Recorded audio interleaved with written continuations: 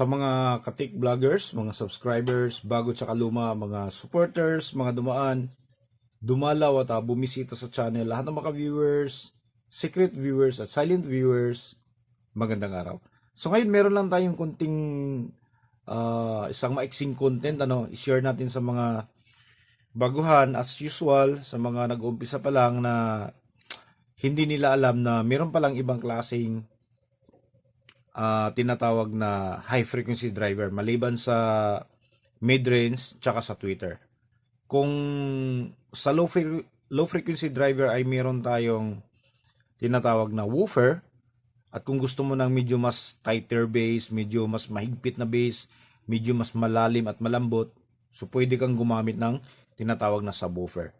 Okay, dito naman sa high frequency driver natin, kung meron tayong tweeter, meron din tayong tinatawag na super tweeter. So ano bang trabaho ng super tweeter? So yung trabaho ng super tweeter ay maglabas ng mataas na frequency lang. Yung mataas, matining, yung super tining na talaga, yun lang yung inilalabas niya. So paano ba natin iti-test? Okay? Yung isang super tweeter, o paano ba tayo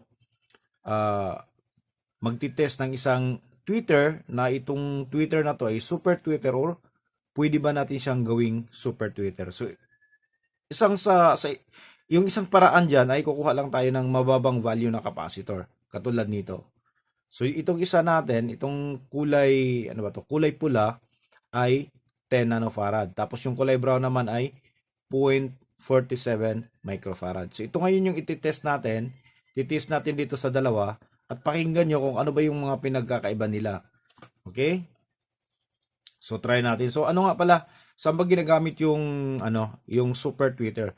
So ginagamit yung super tweeter sa mga consumer audio products lang, hindi sa professional application. So ibig sabihin, kapag ano ba yung professional application? Yung professional application yung ginagamit outdoor o kaya sa mga malalaking coliseum, stadium, yun yung professional. Tapos yung consumer naman, yun yung ginagamit sa bahay natin, opisina, sa sasakyan, yun yung consumer audio. So dito natin makikita yung mga ginagamit na super tweeter. Yung mga mamahaling sasakyan, may mga super tweeter yan. Tapos yung mga high-end speakers, may mga super tweeter yan.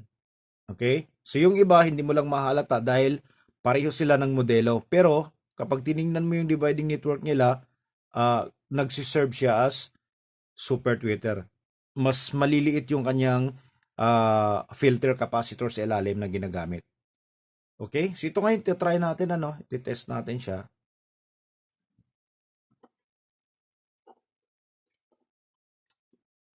Okay, so ito na.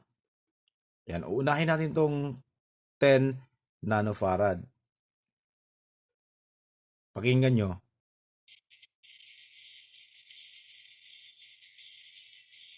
Okay, so napakahina na kanyang tunog. Sobrang hina kapag ginamit natin tong 10 nanofarad. So gagamitin natin dito siya sa ating super tweeter. Pakinggan nyo ng maigi.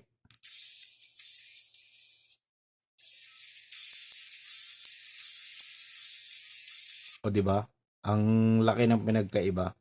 Dito natin malalaman kung yung Twitter ba ay super Twitter or pwede ba natin gawing super Twitter. Kasi minsan medyo hindi ako kampante, lalo na sa mga nabibili nating mga generic na mga Twitter So halos magkakapare-pareho lang. Yung iba nakalagay sa box o kaya sa likod na hanggang yung maximum frequency niya umaabot ng ang iba 30,000 kHz. Na kapag sinubok mo naman, pinatunog mo mas malakas pa kumalansing yung mid-range. So yun yung mga yung medyo nakakapanghina, nagbabayad ka ng mahal, tapos yung performance ng product ay hindi pala ganun. Yung medyo nag-expect ka ng maganda pero hindi pala. Okay? So ngayon, ito, dahil ordinaryong Twitter lang siya, hindi talaga siya gagana dito sa mababang capacitance value kapag ginamit mo. Meron man mahinang mahina. Hindi katulad dito sa super Twitter natin.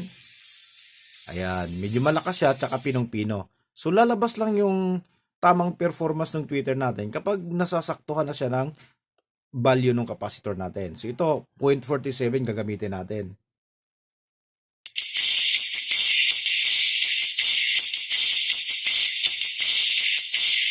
Okay, so lumabas na yung kanyang magandang tunog.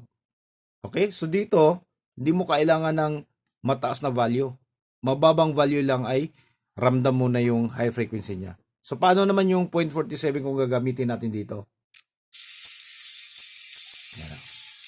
So mag-improve lang siya ng kunti pero hindi siya ganun kalakas katulad nito ng ordinaryong tweeter. Kasi yung trabaho nila ay magkakaiba. Okay? So, kumbaga kung strainer ng buhangin. So ito yung pinakapino. Tapos ito naman yung medyo may mga halong bato ng kunti. So ganun yung pinagkakaiba nilang dalawa. So sana'y naintindihan at naunawaan nyo, no? At kung hindi man, so pwedeng mag-comments down below na lang kayo at as usual sasagutin pa rin natin yung priority po natin yung lahat ng mga katanungan. Yun yung inuuna nating sagutin. So hanggang dito na lang siguro tayo. Maraming salamat sa patuloy na support at pagsusubaybay sa channel natin.